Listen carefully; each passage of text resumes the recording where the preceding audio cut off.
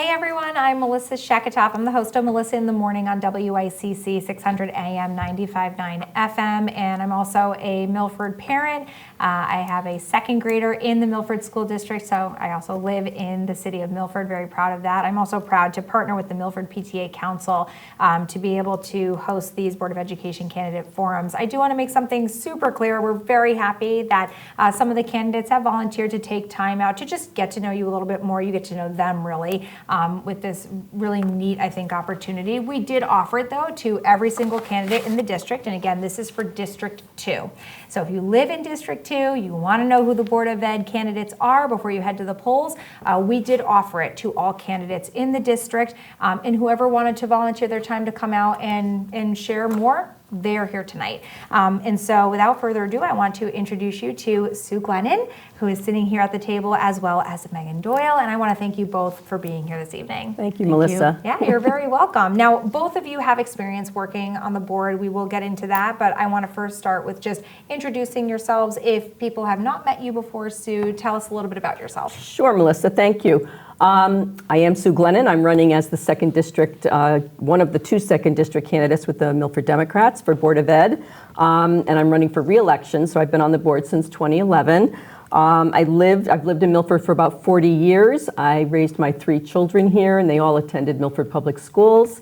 I have 4 grandkids who, here in town, I have 6 altogether, but 4 in town who will be attending Milford Public Schools. 2 will enter next September for kindergarten. I'm also an early childhood professional. I've had a business here in town for a number of years. And outside of raising my kids and spending time with my grandkids and my family, serving on the Board of Ed has been probably one of the most profound experiences of my life. I find it really enriching and rewarding to be able to give back to my community. And so I hope I'm around for another 2 years to continue to build on the district's successes and strengths while we continue to make improvements where needed. All right, thank you, Sue. And Meghan, tell us a little bit about yourself. You've also been on the board. Yes, I have. So thank you again for having us, and thank you to the Milford PTA Council for inviting us to this event. It's really, I think, important to get out there and to say our values and what we stand for. So I'm Meghan Doyle. I'm also an incumbent. I've been on the board since July of 2021 when I replaced Nikki Wasson and was appointed from the 2nd District as well. I am the second Democratic candidate running as well. So I was born and raised in Milford. I went to Mathewson, Harborside, and then graduated from Jonathan Law High School. I continued and went on to Northeastern University, where I have a biology degree. I came back to Milford. I worked at Cafe Atlantique, one of our other candidates' businesses that I started as a senior in high school and worked there for many years afterwards. And so I became a personal trainer for a long time, and then I moved to Stanford, and then I came back to Milford, and I went to law school in 2020 and became an attorney. And so I now currently work for the Milford, for the state of Connecticut, not for Milford, in the Department of Public Health. And so I live in Milford, obviously, and I have 5 nieces and nephews who have all grown up in the system and have been graduated from the schools as well, and still 2 are still in the school system. And it's just been great to really be part of the community. I agree with Sue. Serving on the board is such an important part of me because I really think it's important for us to educate our students in our community because it adds so much value to the community. And we want to prepare students for the future. And it's just, I think it's something that I'm deeply proud of and also very thankful for. Well, thank you for sharing that, both of you. And I want to ask the same question of both of you, especially because you're not new to the Board of Education. And I think it's great to hear what you feel like has worked and maybe some things that you'd love to improve if elected again. So Meghan, I'm going to start with you. You've been on the board, you said, since July of 2021, I believe is what you said. And in that time, what would you say are some successes that you're really proud of that you were a part of on the board? I think you can think of 2 different things. First is that we've really focused on the elementary school with coaches and having them across the district at the elementary school level. We have coaches in each school who then help to find this coherence across the district among the 8 schools. We have 8 elementary schools, so 8 different principals, 8 each level of grades. So we want to make sure that if a student moves from one side of Milford to the other side, they get the exact same curriculum. And we want to make sure that, and we can see how we've been able to see the increase in test scores over the last few years. That's really been important.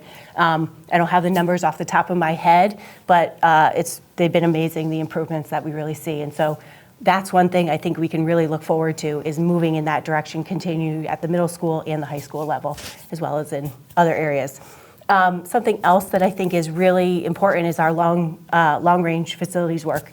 That's been something that's really deeply important, because I think it's one way that we will really be able to find efficiencies and be able to expand the programs in the city of Milford, is by planning for the future and looking at where we may have to make changes and things that we can improve on.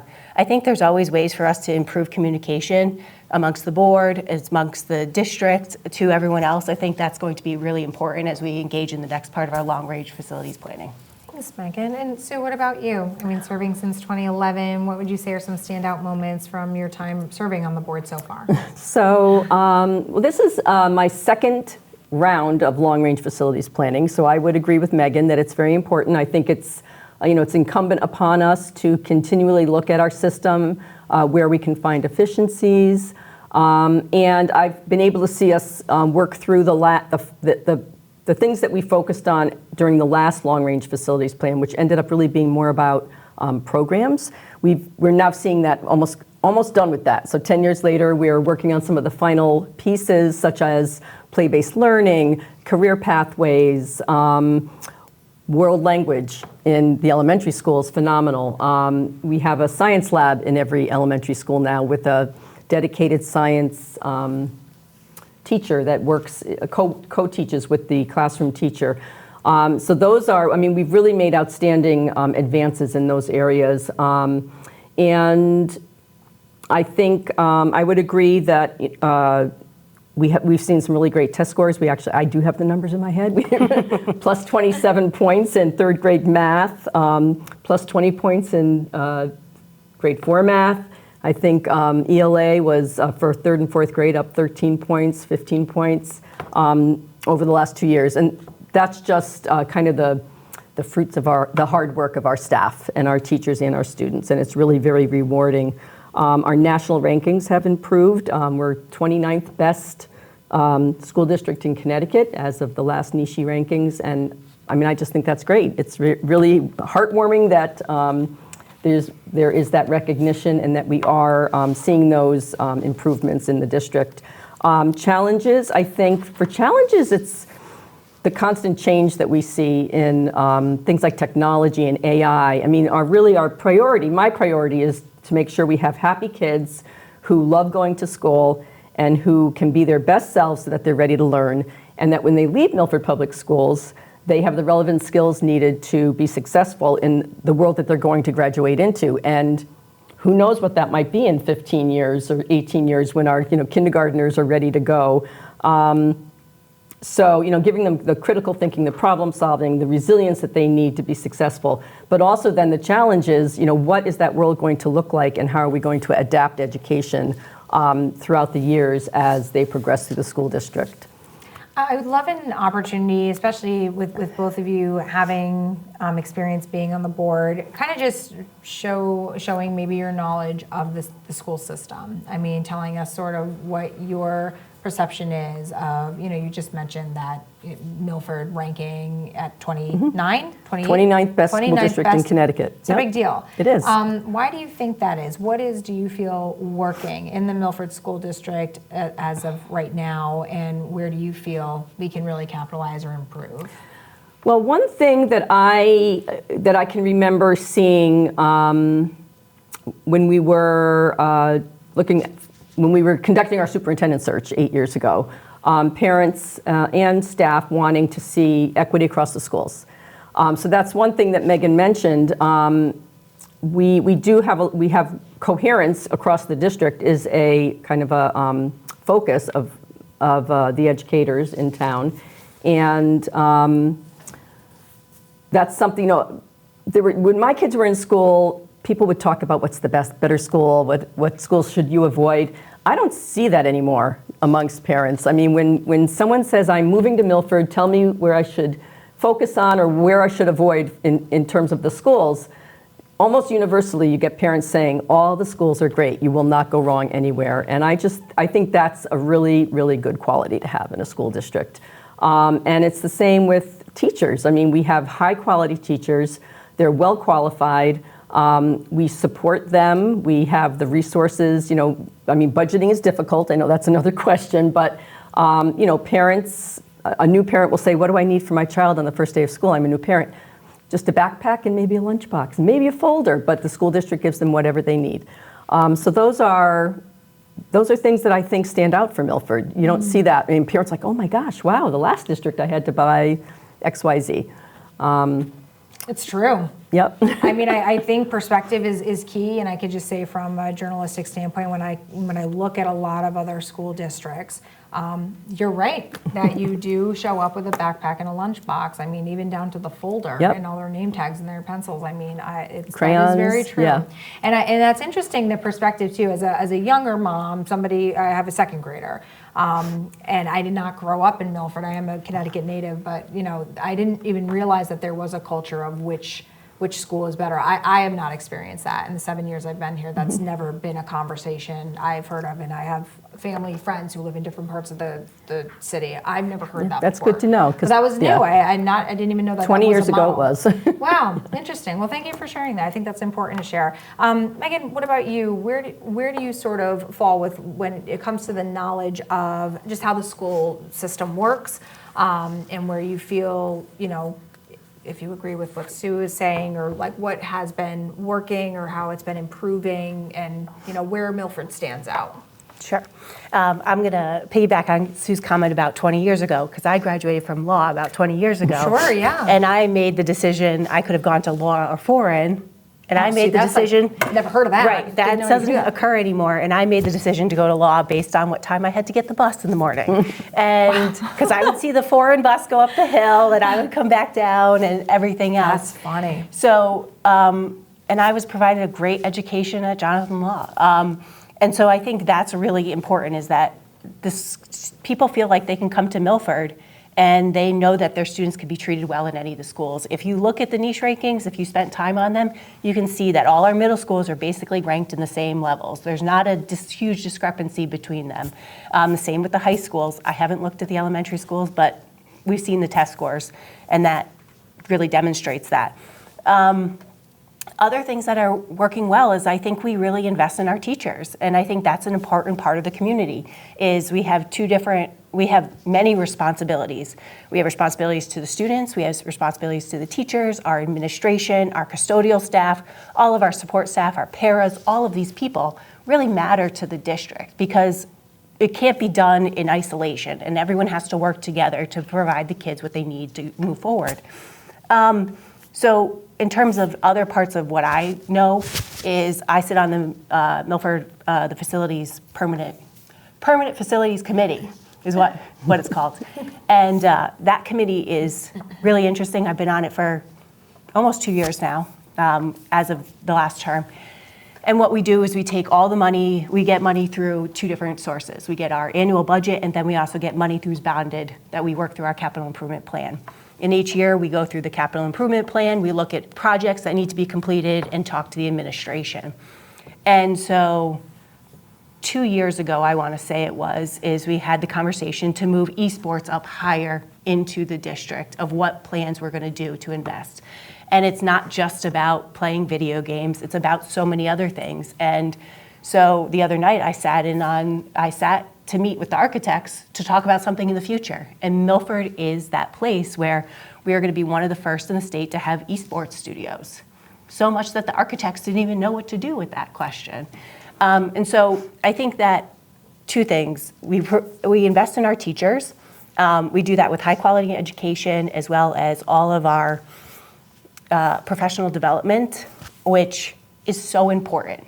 I can think back to my careers, and especially as a personal trainer, where you're teaching people to do things and you walk away with a certification and you're like, okay, now what do I do? So we don't want to do that to new teachers when they walk into our classrooms. We want to help them, support them to be successful. because we also have an education problem with teachers. We need more teachers and educators, so we want to keep them in the district. So we can certainly address, I feel like the budget, I think that's a perfect segue in, because probably one of the more suffered parts of this past budget were teacher cuts. And so what are your thoughts on the budget? So I think it's very difficult to really just say we have too much money, because I think that's heard through the community sometimes, is you have a $114 million budget where you must be able to find money somewhere. And it was an incredibly difficult budget season, and to have to lay off teachers is awful. We don't want to. We want to be able to be a place where teachers want to come and stay long term. When it comes to the budget, it's very difficult. We have incredibly high fixed costs. As I mentioned, we have 14 schools that require heat, water, electricity, grounds maintenance, floors that need to be cleaned, all of these things that require people. And we also have to spread resources across all of these schools. So I think this doubles back to our long-range facilities planning, is that's where we're going to be able to likely not reduce our budget. We can find ways to increase programming, because we haven't been able to get any increases from we have received increases from the Board of Aldermen, but we have been cut. And so we have to make very difficult decisions when we sit here and we're cutting teachers, we're increasing class sizes within still our guidelines. That's important to remember, is we have very specific guidelines of where teachers can be, how many students in a classroom at elementary school, middle school, and high school levels. So we didn't do anything that increased things beyond that. But I think going forward, we will continue to have difficulties, because we have rising education, special education costs, increased transportation costs, unfunded mandates from the state as well. And so I think we need to continue to invest in Milford. And when it comes to our planning, is we ask for what we need. We're not asking for what we want, because if we wanted, we could come in with 10% and we would be able to use that money, I think. And I think, to your point that you said, Megan, I feel like some of the things that Milford saw, I think so many districts saw, was that obviously the rising costs and things, still recovering, I think, from the pandemic, certainly. And do you feel like Milford did the best it could to have a budget that was okay, considering when you compare it maybe to other districts? I know you're focused on Milford, obviously, but do you feel like Milford's budget could have been worse? Or do you feel like we did some damage with this one, we need to clean things up? Well, we can't take it in a vacuum. We've had cuts for the last 3 years. So that comes from somewhere. It comes from maintaining our buildings, our budget and grounds lines. It comes from increasing program. I mean, we had really difficult decisions.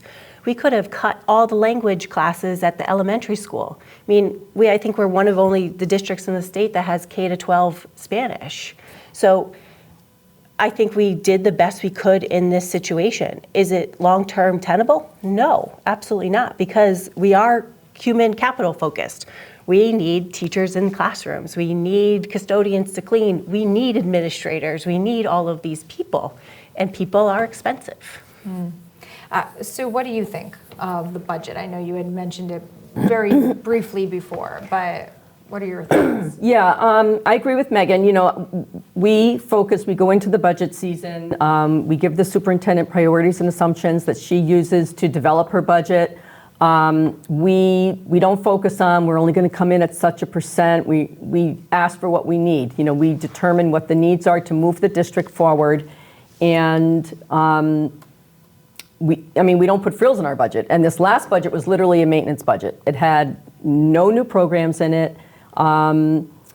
It merely moved forward what we were already supporting. And to have to make $1.3 million in reductions was really, really hard because of that.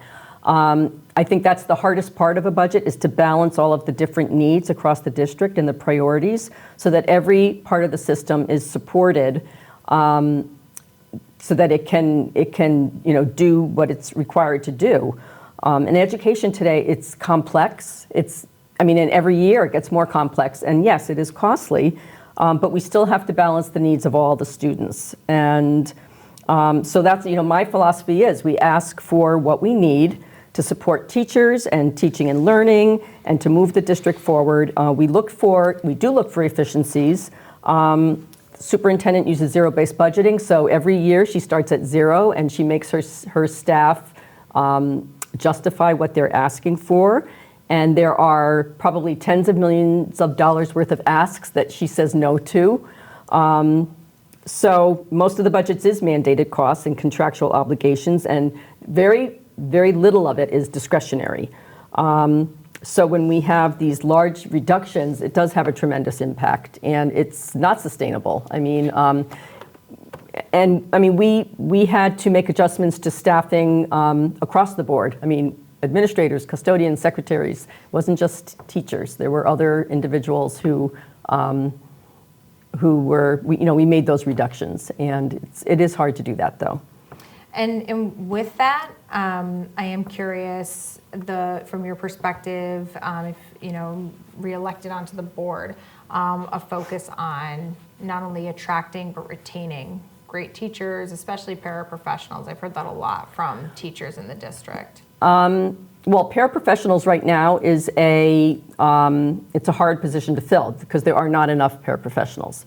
So I don't feel that we've been having a hard time retaining them. I think we're having a hard time finding them to begin with. Attracting them. Yes, attracting them. There's differences of opinions amongst teachers. I'm aware of that. And I think, we have a lot of teachers who are very happy here in Milford and appreciate the professional support that they get and professional development time and the collaboration time.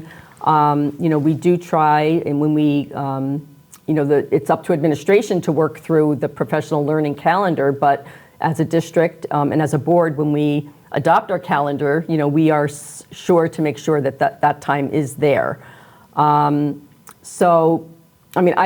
do feel that Milford is an attractive community for teachers to come into, but by the same token, when you have budget reductions, obviously a teacher that might be thinking of coming to Milford, especially if they already have tenure where they are, they might think twice about doing that if they're uncertain whether or not their job will still be there in a year, because it's FTEs that we're talking about, it's not specific staff.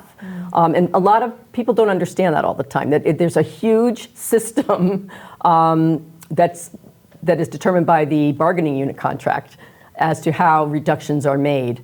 And it's basically, last in, first out. So a teacher that might come with tenure who has a lot of experience, if we have to reduce staffing at some point or in some specific area, whether it's because of budget cuts or because of declining enrollment, because it happens in both of those situations, they might think twice about coming to Milford. So that's unfortunate, but I do think generally we are highly attractive to educators. I would love the opportunity. I know that we've kind of bounced around to a lot of the biggest ticket items for a lot of listeners and viewers, and we appreciate you, again, sending in all the questions. If you were to close with something, what would you like to leave voters with ahead of the general election? I'm going to start with you, Meghan. So I think forums like this are incredibly important to be able to talk to voters, because we'll knock doors and hear, oh, I don't have kids in the system, what does it matter?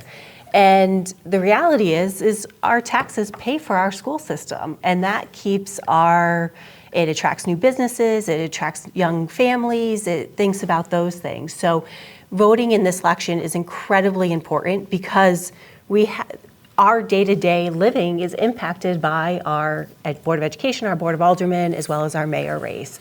And so I think that having a really good, strong public school is just a value add no matter way you look at it. And I think the mission is incredibly important. We want our children to succeed. I don't have children, but it really matters to me to see these children succeed, to hear that who are going into to college, to secondary school, or if they're going into jobs or things like that. We want people to leave Milford and be successful, whatever makes work to that. So I think that this is an election that still matters. It still matters to go out and vote, even if it is just a municipal and not a national election. And you are an auntie, so let me tell you, Yes. you're an auntie with kids in the district. Let me tell you, I know aunt life over here too. I got you. But thank you, Megan. I right? said it. Yeah. I mean, you should have seen me on Thanksgiving Day sitting in the rain, Don't mess with the dedicated watching aunt. the I'm just football saying. game. I'm just So, saying. Exactly. Yeah, I was the listen. first one there Yeah. under that spot. Yeah. So Listen, aunt and uncle life, that's no joke. I'm just saying. Don't kid yourself. And Sue, what would you like to leave voters I with? think I agree with Megan that a quality education system is the cornerstone of any community, and I don't think you can put too much value on that. I mean, it is really, really important. And local elections are where things happen for your community. I would encourage people to just be involved. I mean, I grew up in a household that my parents were PTA parents, and so when my kids started school, the very first thing I did was to get involved with PTA, and I still take out PTA memberships to all the schools in my district because that's how important it is to be involved. And whether you're helping, with a book fair, or whether you're getting to know your local aldermen or Board of Ed members, or whether you are interested in what's going on at the state level for education and funding and things like that, you need to be involved. That's how change happens. So that would be my message, is to give whatever time you can to that involvement. I know people are really busy now, but it really is important. Well, Sue and Megan, I want to thank you both so much. And again, for those of you who are in District 2, we are so appreciative that you are tuning in and getting to know some of the candidates a little bit better tonight. And just to reiterate what both Megan and Sue have told you, it's so important to get out and vote. And it's important to know before you go to the polls. So whether you are doing early voting, absentee ballot, or you're going out on November 4th, please know your local elections do matter, and we appreciate you both for being part of this forum tonight. Thank you so much. Thank you for having Thank us. you to PTA Council. Yes, thank you. And be sure to share this link with anybody who lives in Milford who want to make sure people get out and vote this election. Have a good evening.